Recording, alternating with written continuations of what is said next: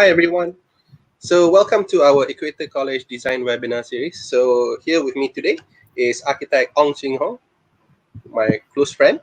Okay, so what we'll be talking about today, right, is the how-tos to spatial design in architecture. So like what most of you will know, architecture is mostly about spatial design, right?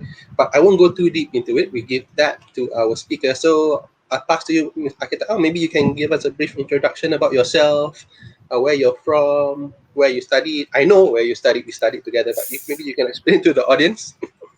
Yes. Let us straight move on to my presentation. I mean my screen sharing, and I Yeah, will go ahead. elaborate further. Sorry.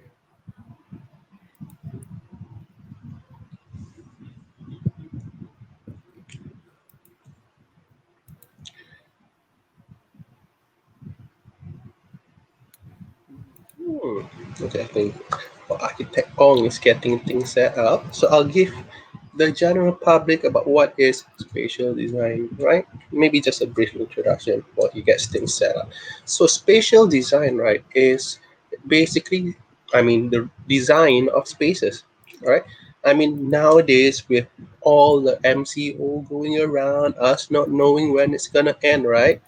So we spend a lot more time in our spaces, right? In our living rooms, in our bedrooms, right? And then people start to think a lot more in relation to these spaces, right? You think about, okay, how functional is your living room, right? More often than not, in most of our spaces, right? Most of your household as well, when you go in, right, first thing you see is the living room. There has to be a reason for that, right? Next is the dining. More often than not, the kitchen is always at the back. Why is that? There's a reason, of course, and maybe Architect Ong will touch on that. Okay? Architect Ong? Okay. Okay. Hi. A very good evening to uh, our audience and also the head of diploma of architecture technology, Mr. Fendi, and I would like to express my gratitude to Mr. Fendi and also Equator College on this giving me such an opportunity to sharing my thoughts on this spatial design here. So let us move on to my slides.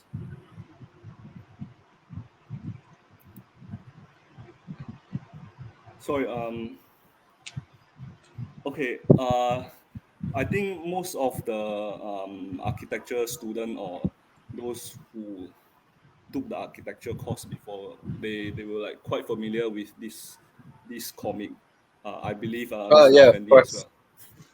So this is actually the design life cycle design life cycle for this architecture student. So I still remember uh, I was like after I graduate from this STPM, so I was like, wow, I'm very so-called self-claimed talented in this portrait sketching.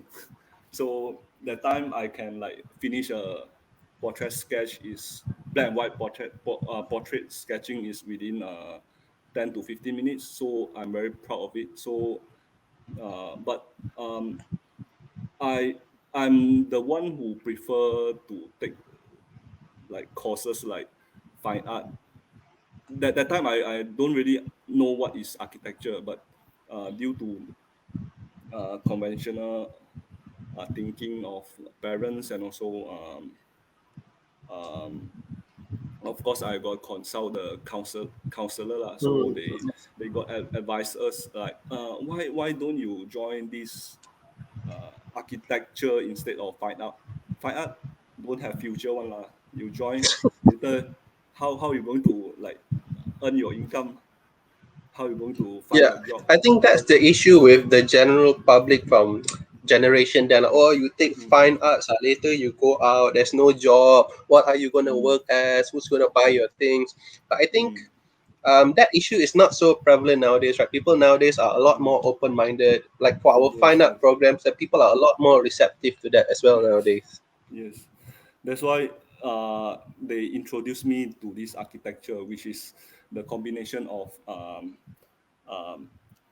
science and also art. So I was very glad, I mean, to be interviewed during this for this UTM interview as my first choice. So I was very proud, and then I still remember I bring along my sketch. I mean my portrait, and my first page was this my watercolor painting for this Stephen Chow, uh, Oh, the okay. artist Yeah, yeah. Stephen Chow. So I still remember I was interviewed by Dr. Ruby, because why I so why I can remember this is because she's wearing a scarf, and then I was the first time, I mean, met a Malay lady with a scarf as a tudung.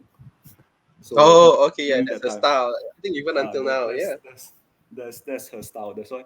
And then they keep on compliment on my sketching. So during that time, then uh, I was like, wow, I sure will be like pass this interview lah. So after a few weeks, then I received the result, and then yes, I passed, and UTM was my first choice. And then once I enter this UTM and studied, yeah, it's design, the design life cycle is actually like this comic. So the first year will be like dealing with something like manual sketch, modeling, uh, I mean, workmanship, all those things. And then second year we start to like deal with spatial design, all those stuff. And then third year community project. And then fourth year we start to deal with urban project, town planning, and also something like high rises. And then the fifth year we start to design something like very wow design, think out of the box. And then I still remember that time a lot of people like taking thesis that year. Their Oh, proposal yeah. is like During our fifth year. uh, their proposal is like or you can cantilever a building up to few meters away from the main core. It's like for the lecture will like close one eye, open one eye for this type of design. But uh, for my work base that time, what uh, because we have some sort of we have a registered architect in our as our studio master, so we can't like propose something like that. So once we graduate, yes, Mm. we go back to the ground. We design something like we start to design toilet, like what the comic here shown here. Like we start to design the toilet. We start to arrange the tile setting out. We start to arrange the WC, all those sanitary ware fitting, and so on and so forth. We can't be like So what you're saying, right? Oh, so. sorry. Yeah, that's what we like we can't like too focus on the design anymore. Like after graduate, we must based on client brief, client budget, all those things. And even when you taking part three exam, this for the architect AR license, even more worse. Yes. They in the exam they don't even touch about design at all. It's actually most likely is legislation and how you solve the situation, like the study of legislation, Act 117, our Architect Act, and also the Act 56, the National Land Code, currently was revised and One thing repealed to. and revised to Act 828, National Land Code. So something like that. So that's why this is basically our design life cycle as an architect lah. Even you are Yeah. So super what good do you in think about having your like you mentioned before? Oh, sorry. Like you yeah. mentioned before, right, you had a very strong foundation in arts, right? In sketching, in your fine art skills, right? Mm. So how do you find did that help you a lot as you were studying, as you're working now? Does it still help? To me, I'm more to like sketching those like living beings. I'm not like good in sketching those like rigid thing like building all those stuff. So I would prefer using like CAD or like computer to assist me in this kind of 3D uh, Mm. 3D design. So, but I still sketch sometime, but most of the time is depending on this software lah. Mm. I think that's the trend nowadays as well, right?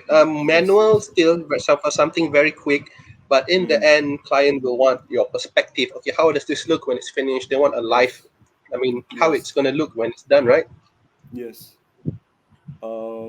And then so this would be my short introduction about my my story on this architecture studies. Yes, So I'm quite familiar as well. I think we shared our first year together, wasn't it? yes, Yes, yes, we same shared studio. same studio. Yeah, that time because we are all using manual, so is Oh yeah. yeah my strength over there lah, during the first year, and then second year I start to suffer. We need to learn Uh, something like software, those things, rendering, yeah, and then let me slightly brief my short biodata. So actually, I'm a registered architect in Malaysia, and then uh, graduated same as Mr. Effendi. We almost like after graduated, we almost like spending 9 years in this building construction industry, and I also a certified project manager and also registered technologist in Malaysia. So okay, before we start um, design our spatial, I mean spatial design. So first of all, we need to have some. Okay, uh, first of all, I need to like briefly explain about the spatial design. So normally, what people understand by spatial design is something like related to space, how they yes. plan the space, how they design a space, how they deal with people and spaces, and normally it will involving architecture, interior, exterior, landscaping, and also some facade designs, something like that. So during this spatial design, client will start to engage something professional like architect, interior designer, and maybe technologists, and also non-professional like landscape architect will also come in during this process. So So that's why even during the spatial design process, a lot of people are coming in, getting inputs, giving their yes, input. Is it the whole team? yes, How about the other consultants, the engineers and whatnot? Have they come in at yes, during this station? Well? yes, they will come in as well. But this is basically yeah, structure engineer will also come in as well. They will input those structure that will like um, will have some sort of column in middle of the space, so we need to deal with it, something like that. Okay. And others consultant as well during this spatial design. So of course, before we start any spatial design, we will have something we call as concept. So this concept is basically is an abstract idea. So it will help you to it actually help you to try to solve this kind of problem. What kind of problem of your building, your community, your the issue, the site issue. So it also as a guide to your design process as well. So and then normally we don't restrict ourselves like single project. We only can have one concept. Normally we will have multiple concept working together to form a project itself during the spatial design. So, for example, like conceptual on this organizational, material, functional, structural, etc. So what you're trying to say, right, is concept is something that basically guides you to solving your design issues, right? Yes, yes, So can yes, you maybe you can give a few examples of concepts, because I think some students struggle with this idea, right? They don't know, oh, what's exactly is a concept. So it's something different for them, right? Because they come from such a normal, rigid, conventional learning system, right? It's all Mm. facts and figures, numbers. So when they think about concepts, right, it's something very alien to them, or something not familiar. Uh, okay, for example, some concept is like green building. How you design your building to be a uh, green building instead of sick building. So how you design based on the orientation of the sun path, the wind direction, and how you promote those ventilation. Those can be kind of concept for your design as well. That's one of the example lah. And then Okay. and also material, like you try to like have a natural look of your spatial design, like you try to implement promote this timber texture, those kind of thing can also be one of your concept for your spatial design. Oh, okay. All right. So so before we jump into the concept, basically we will have something called constraint. So so basically the concept is something like basically the constraint is something basically so basically the constraint is something like from the client brief. Client will start briefing you on their building type, what they require for the building typology, the space they required, the site location of this building, and the info of the site, the inventory, and also the client budget as well. The client budget also will like make your concept to be like restricted to some sort of wow thinking, wow design. I It think would in like to general, right, most issues mm, that people have a lot of good ideas when they go out and practice, right, more often than not, mm, the budget, right, the client's yes, the budget, how budget. much money are they willing to spend? That's the Mm, main limiting factor, isn't it? yes, correct. So during this stage we'll start to draw out something we call as a physical diagram, which inside the diagram we'll be having zoning like zone A, zone B, something like that, and then the setback the setback from the sea, the setback from the neighboring, and then also the vegetation location, how they going to be the shade for your building, and then also the sun path, the orientation in the sun path, and also the best view, bad view. So we will start to have some sort of physical diagram, prelim physical diagram for our design. Mhm. So du- du- during this stage, we will start to have something called site analysis. So site analysis, sun path analysis, wind path, and also the most famous site analysis is what we call as SWOT analysis. So SWOT analysis in project management uh, terminology is something is a tool and techniques for this identification of the risk of the site. Risk can be positive and negative. Positive, we call it as opportunity. Uh, Negative, we call it as risk. So basically, SWOT is the abbreviation of this strength, weakness, opportunity, and threat. So recently I was like invited for this external panel for some local public you lah. So in this quiz session, I found that a lot of students don't really know how to like categorize which one is under strength, which one are under weakness, and which one is under opportunity or threats.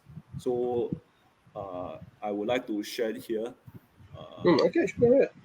So That's basically, strength and weakness is something known as internal factors. So what is internal factors mean? Internal factors is something like internal, the site, what the site has, what the site give you. Like it cannot be changed.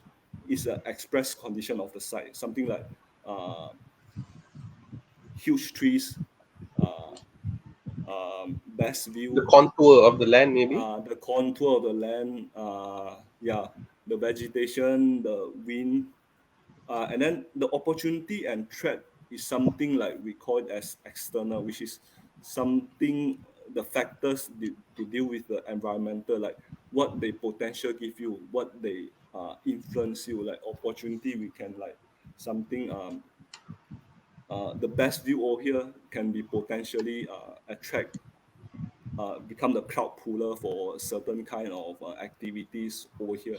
And then the threats is something like maybe due to the environment is uh, too rural until there's no neighbor, so there will be a potential that possibility that we'll have a security issue for this kind of residential design, something like that.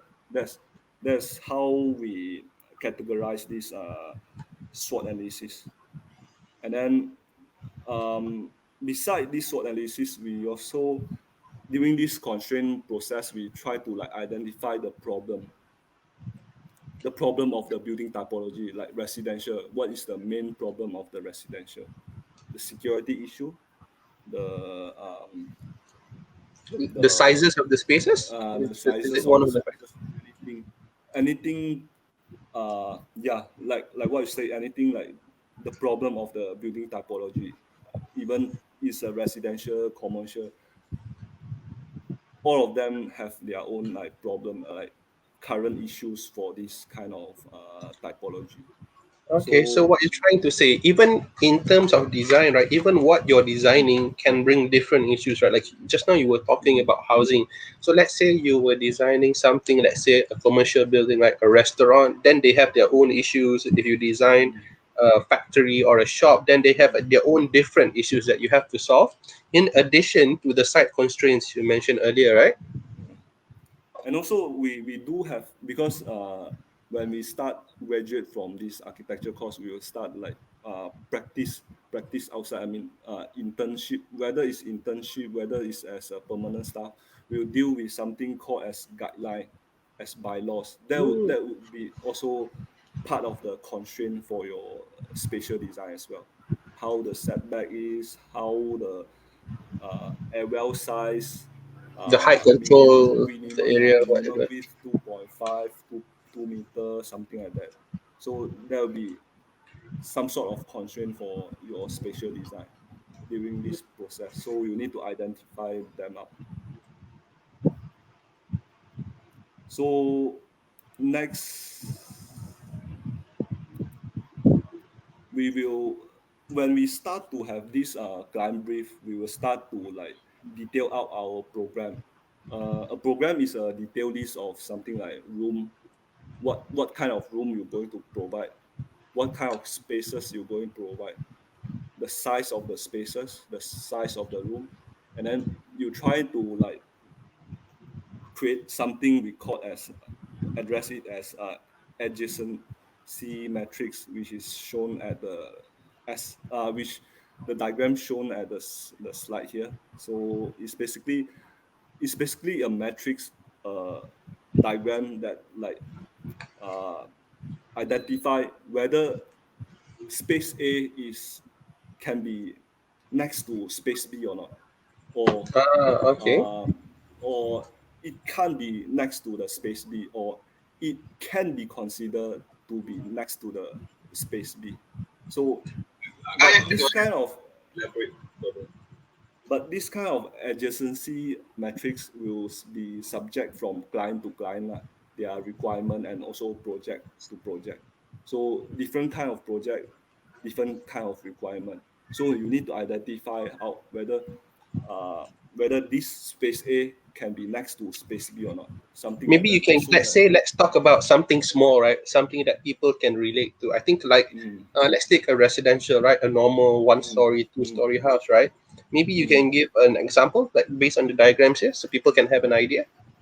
Okay, like something like living room, whether living room can be uh, next to a bedroom.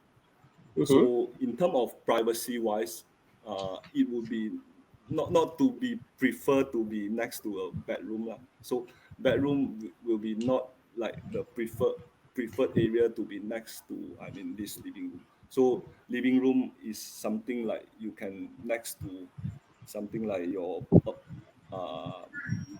porch or Mm, your yes. kitchen dining, you should arrange um, the space based on public where the public, whether it's a public space, is a private space or semi-public. Ah, so basically, like example you were saying just now, right? So the living rooms are a public space, right? So you shouldn't place Yes, them right next to something private, like our bedrooms, right? yes, You don't yes, want yes, people to correct. see you coming out wearing shorts and Mm, singlets or whatnot, right? yes, yes, yes. So something like that. That's why what agency metrics play an important role in this kind of spatial design when you So try to it's arrange your mainly to space. help us to plan, to see what Mm, spaces should go next to the other, right? yes, yes. Ah, okay. And then from this program, from this adjacency metrics, then we start to develop something we call as bubble diagram. So bubble diagram, if you direct translate from these terms, is something with a series of bubble. So you, whether the shape is a bubble or you can draw it as a square but with a curve curve corner, something can resemble this bubble. So this bubble diagram is a diagram that to show the spaces, how you arrange the space. So the rough basically is a rough layout. um, will show the position of each space, and then the circulation of the pathway, how you go from this space to another space, the linkage, the hierarchy of the space. You enter to this space first, you enter to the intermediate space first before you enter to a formal space. So their relationship and how they link with each other, how they connect to each other. And then, like our previous slide, we need to differentiate the public, semi-public, and also the private space of Okay. um, of during this bubble diagram stage. So we need to like segregate those private space from public space, and then if possible, the bubble try to be in scale lah, like relative proportion to their space, their size of the space, like for the future reference, so that yeah, So if the you space can, is going to be big, right? Let's say you want a yes, very large living room, right? Then the then you draw bubble a should big be big, bubble. lah. Yeah, So yes, if the something like space that. is gonna be small, then you draw a Mm. smaller bubble.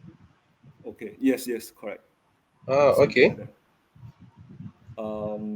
So after that, we will like further develop um, our space, our bubble diagram into a block diagram. This block diagram is something we call as detailed kind of bubble diagram, which their shape start to be defined and then start to detail out. You can see the space, the shape of the space, like they will like having a wall envelope, but they don't have something we call as opening where to enter from, something like that. But just the basic form of each basic shape of each space linked with each other, the arrangement of space, and then the shape of the space, and it also to determine, you can see the whether is this space is can be next to that space or not, something like that, and then So you like basically, what it is, categorize. right? Isn't it like the bubble diagram earlier? But basically, you start to actually form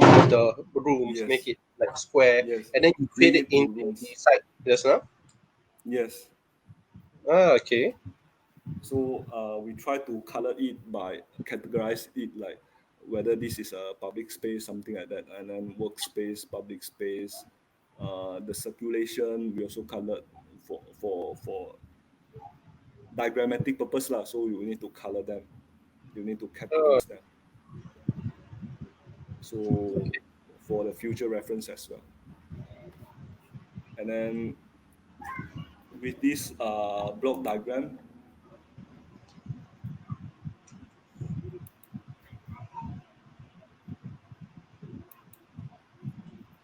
we will start to develop what we call as floor plans.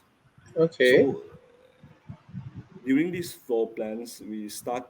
to like have some sort of detail orientation, how our building will be orientated, how is the opening location, where's the opening location, where's the window location, where's the glazing location, how they going to promote some sort of natural ventilation for your building itself, and also the indoor outdoor connection, how you going to connect them.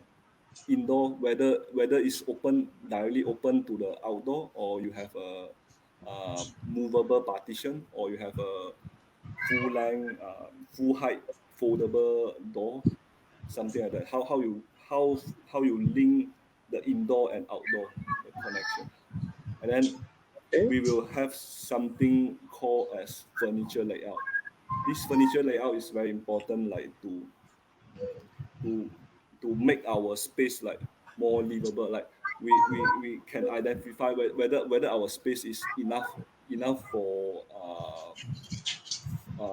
the family living, whether is too tight when you put in those furniture. So Mm-hmm. you can try to configure, I mean, those layout and try to propose during this stage. And also you there will be a traffic as well, how the traffic flow in your building, or outdoor. So when you talk about traffic, right? Is is human circulation traffic, right? Or is it Yes, vehicular as yes. well? uh both, Ah, because okay. because spatial design not only restricted for the indoor, outdoor as well, like the entire project, the compound, how you design the space for the compound, the open space, something like that, the traffic, all those things. So, and then we try to incorporate with the grid system, where the structural engineers start to come in. They try to The professionals engineers start to come in. They try to propose something like uh, the structure, whether the column will be at the middle of the space. So how you treat it by putting a mirror, Mm-hmm. or you have something like finishing, better finishing, or statue, something like that, to camouflage it. How So you basically, camouflage you're it. saying, right, is sometimes due to structural restrictions, right? Let's say you Yes. have a room with a very large span, right? So they need a Mm, column in the middle. So mm. is that something that you, as the spatial designer or the architect, should concern yourself with? How to Yes, treat we that should column? concern. Yes, yes. That's why we need to treat it, whether with, like what I mentioned just now, whether with furniture layout to camouflage it, or whatsoever.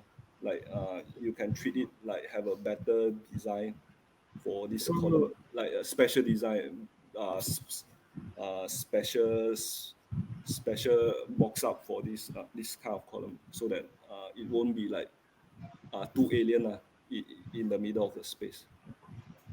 Like in your middle of the living room, and then suddenly there's like Yes, one column in the middle, right? So it's yes, better we think yes. about that earlier. Yes.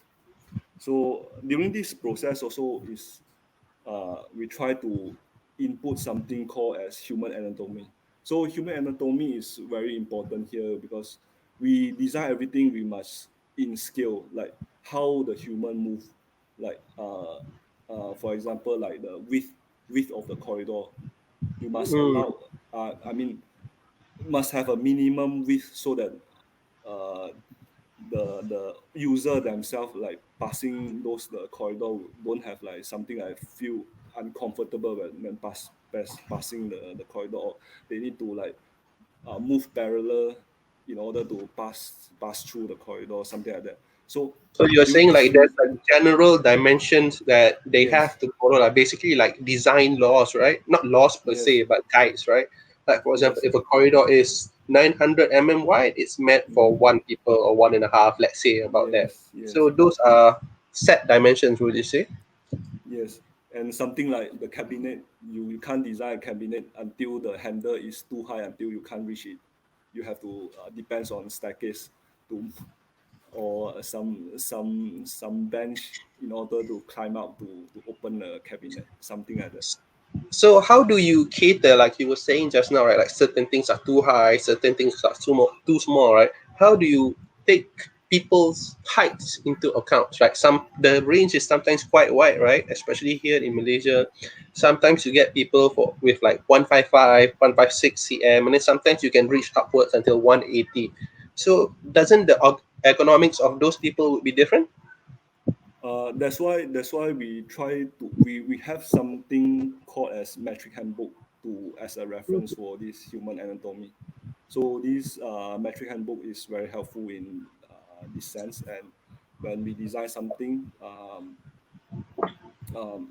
metric handbook can help us to like reduce those negative space, the space that can't be used. And then it can identify whether like the occupancy load of certain people, like uh, for one tax, how many minimum space they required for in an auditorium, something like that. So Oh, okay.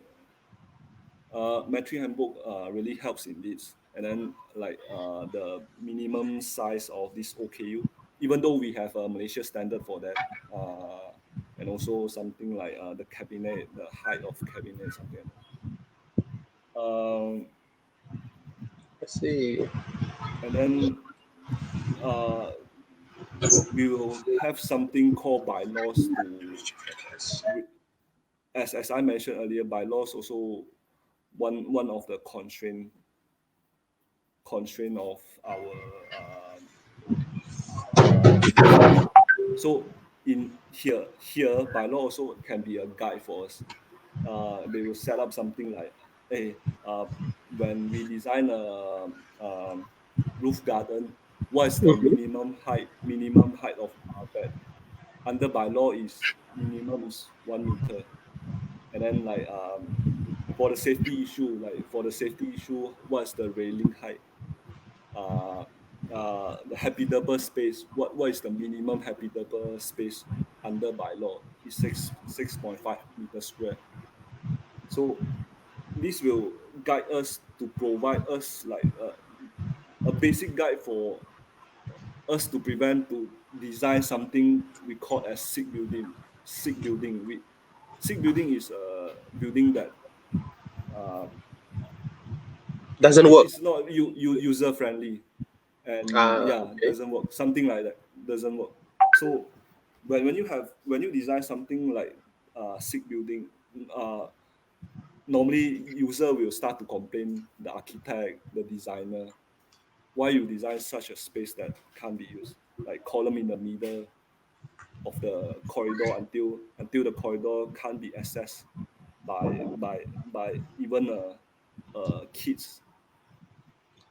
So wouldn't you agree, right, that more often than not, what I like to say, right, is people usually don't notice when a space is designed well.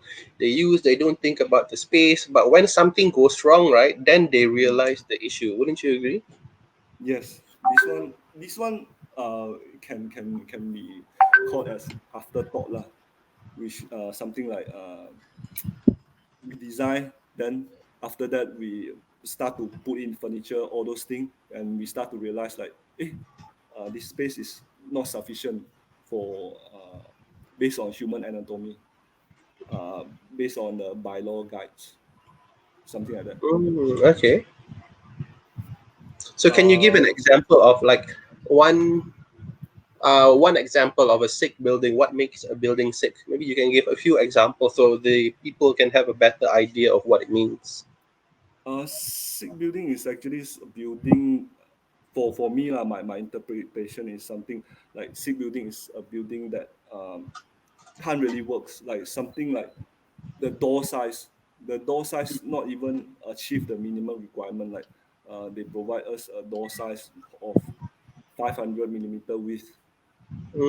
It's too small. That's too small, too small even for kids, I think. I think one And other big issue, right, that happens a lot is the stairs, right? The treads and the width of the yes, risers. yes, Too high, too for little. yes. By law also have a guide on this, like what I mentioned before. Yeah, that's one of the symptom of a sick building. So Okay. that's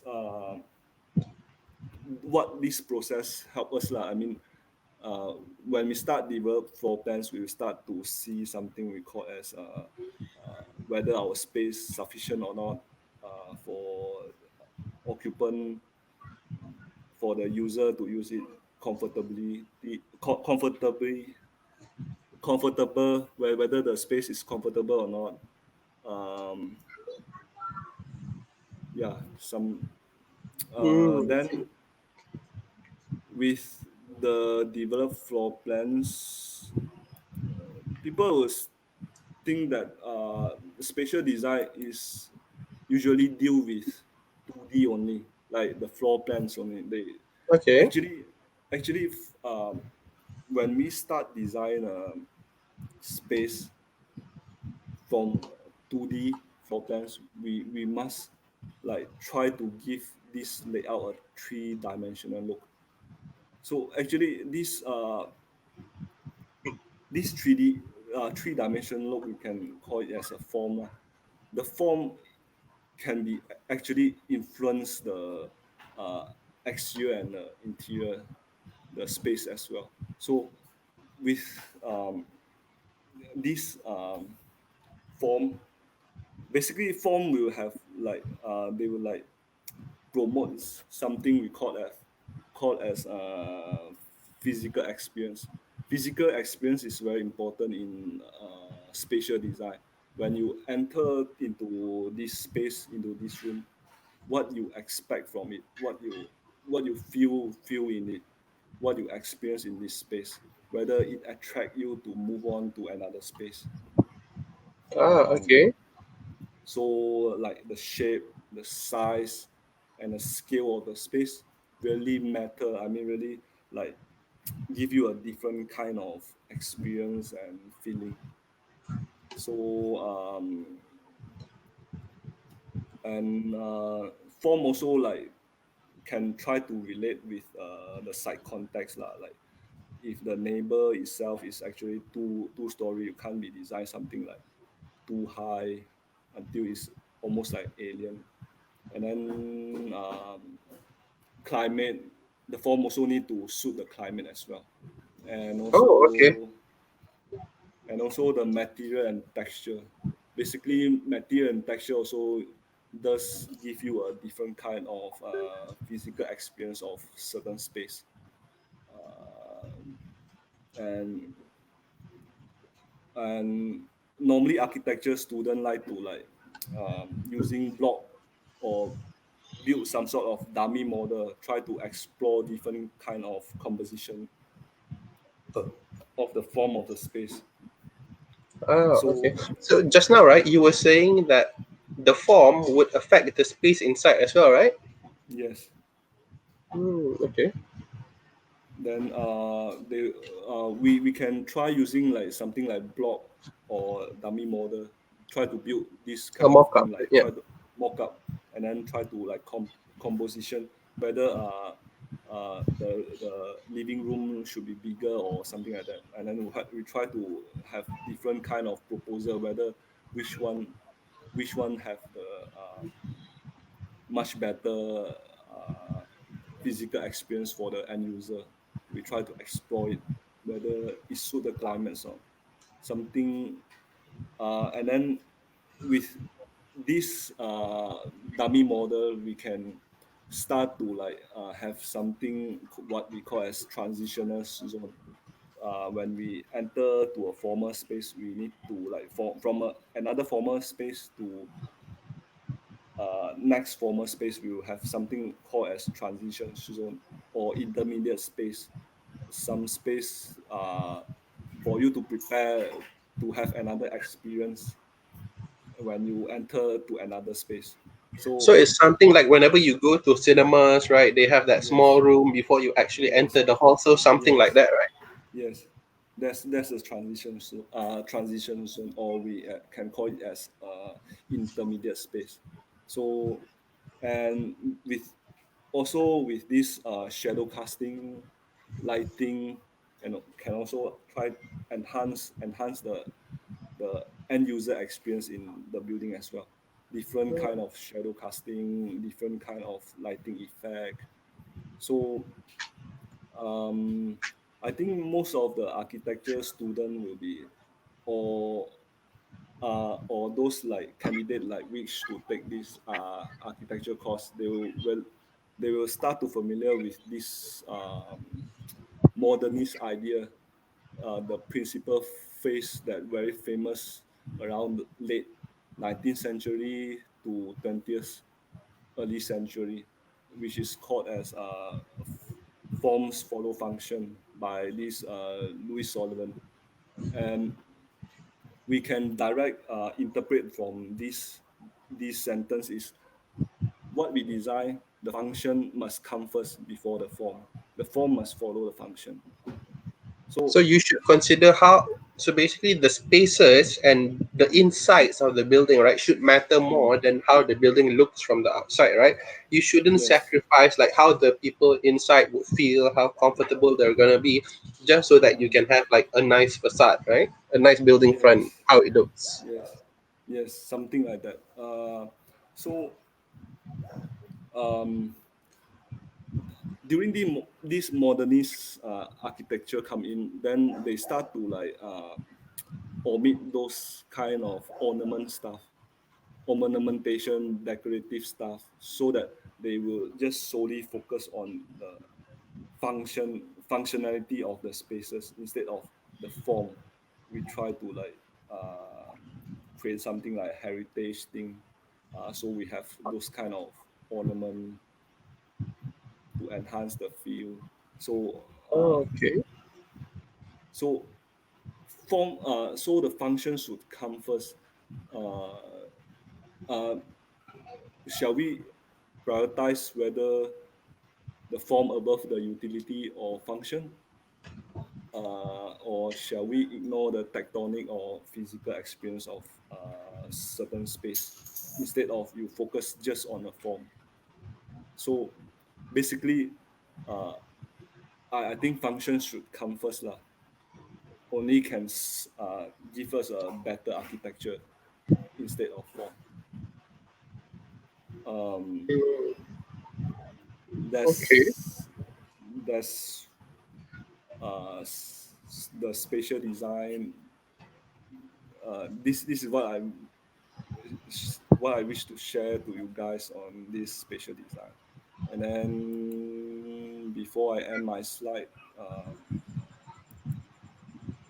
you guys can follow me on my blogspot and also my IG on this professionalism thing on architecture, etc.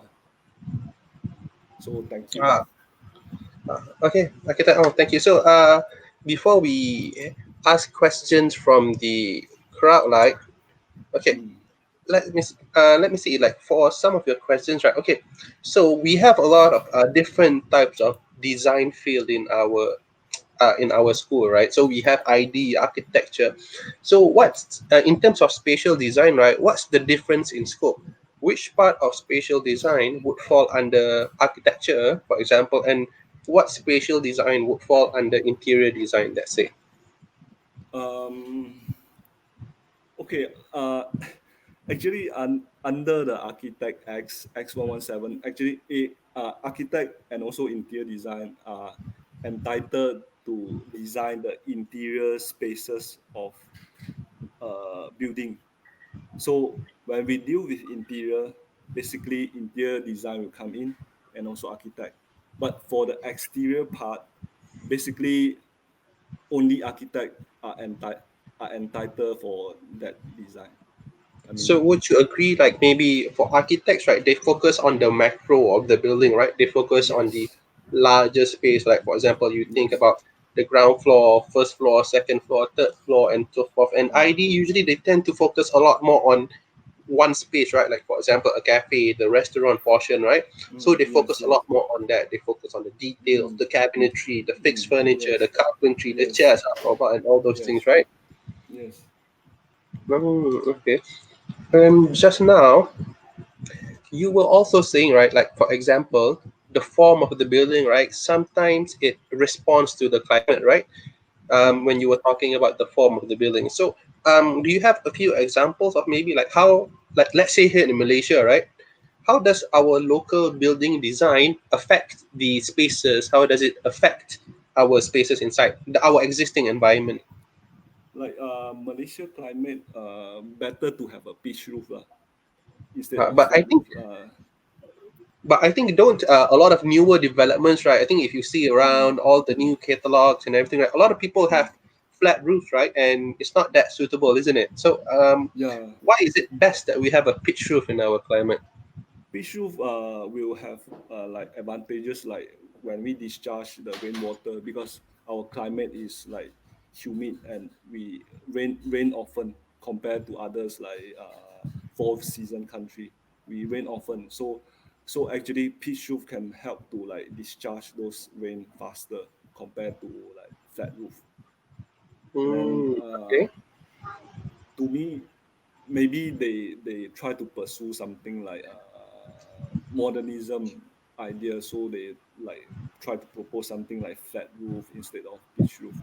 But to me, still in Malaysia, still preferably to use pitch roof instead of flat roof. Because there's going to be a lot of issues with leakages, right? I think Yes, there's a leakages lot of as well, about correct. that as well. How about in terms of ventilation? I think in Malaysia, sometimes in the mornings, right, it tends to get a Mm. bit hot, right? So, Yes. ab- any local solutions instead of going for mechanical solutions, maybe?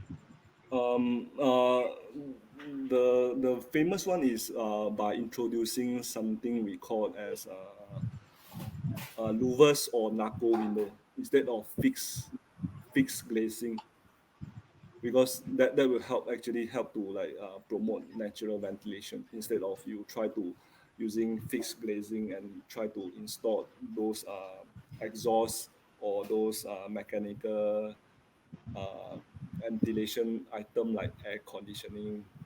So you try to introduce something like narco and louvers will be the best one. But I think even in design nowadays, right, a lot of people are starting to, I wouldn't say starting to, we don't see a lot of knuckle windows nowadays, right? It's a lot Yes, of yes, fixed panels and everything. yes, fixed panel and full height some more. that's Yes. that's the worst thing. So And what's then the issue when, like, you you think it was, if it's full height, it's worse, right? So why would it be okay, worse? okay, just imagine when your air conditioning malfunction, Mhm. how you going to solve the issue when the whole building is enclosed, enveloped by this kind of full height fixed glass. You don't have even Uh, have opening to let the air move in. you're Then you basically like like in an oven, right? It's like all you're the in an oven. sun punching through the Yeah, glass, making like a small and greenhouse, right? Like a greenhouse effect kind of yes, thing. greenhouse effect. So Uh, that's why we try to introduce something like natural ventilation, like try to promote those kind of narco louvers, or even like hollow section strips, so that you have a holes in it, so can promote those kind of natural ventilation Yeah, I think instead even of in our local shop houses right here in Penang, you see a lot of like ventilation panels, right? yes, yes, The yes. butterfly panel, yeah, vent Van block blocks, right? also, van blocks, yes, van blocks as I, well. I think nowadays there's a lot more exposure to this green building issues, right? Wouldn't you agree? Like a Yes, lot of people are starting to realize that, oh, the importance of green design, especially yes, they want to minimize their impact on the environment, isn't it? yes. That's why we try to avoid sick building by introducing green buildings. I mean, green buildings really does help this kind of solve this kind of sick building issue. Okay. I think Try to especially use green nowadays, building. right? With a lot of people, I mean, a lot of people are spending a lot more of their time indoors, right? I think last MTO, I think everyone was staying in their house for Mm, months, right? I think even my daughter was cooped out in the house for 3 months, couldn't go out. It made people appreciate the spaces inside a bit more, right? They start to mm, notice things they don't notice before. They notice like, oh, my yes, kitchen is maybe could be a bit bigger, my yes. window, something. Wouldn't you agree? Yes, I agree with that. So Mm. that's why when that's why most of the people nowadays they are too busy with their life. So when most of the time they spend their time is actually at the office instead of their home, their house. That's why during Yes. this MCO, we really like stuck inside our house, and then we do everything inside our house, and then we start to realize some issue, some problem with our layout, something like that. Yeah, it made us Um, appreciate it a bit more. yes, Agree? to make us appreciate more on this kind of green stuff lah. Spaces. And heritage building also one of the green building lah, which they try to promote. Oh, really? Why would you You say that use heritage buildings are green buildings as well? because heritage building try to like use back the old thing instead of building a new buildings. Because when you start construct the construction process is actually like emit out those kind of carbon carbon carbon dioxide Okay. carbon dioxide. So it will like eventually our climate will become hotter and hotter. That's why when we stick back to conservation, it's actually reuse the building, Mm, maintain the building, make it like um, useful, functional for the next generations, and they also yeah. So try to instead of like just demolishing it, uh, we rebuild it, make it good. demolishing. Yes, that I would be think one bad. thing as well, right? A lot of heritage buildings, right? They have a lot of very innovative, I want to say innovative, like very traditional solutions to design issues, right? I think like most shop houses last time, if it was hot, you just open up the windows, have a nice ventilation system. Yes, Nowadays, if it's hot, just close the window, turn on the aircon, right? So you rely a lot more on mechanical solutions nowadays. and they also have something we call as courtyard lah. That will help also. Yeah, it allows daylight, Courtyard, yeah, ventilation courtyard, in it, right? stack effect, those kind of thing. Yeah. Okay. All right. Okay. So I think there's no questions from the floor. So once again, I'd like to thank you, Architect Ong, for having time, right, for spending time with us. Do you have any other closing thoughts, Architect Ong? Um, that's all from me. Okay. So thanks, guys. Okay. Thank you, everyone, for attending. So that'll be it. That'll be it for us today. It's the how-tos for spatial design in architecture, and we'll see you guys during our next design webinar series. So thanks, Architect Ong. All right. See you Thank guys. you, thank you, Thank Mr. you. Ali.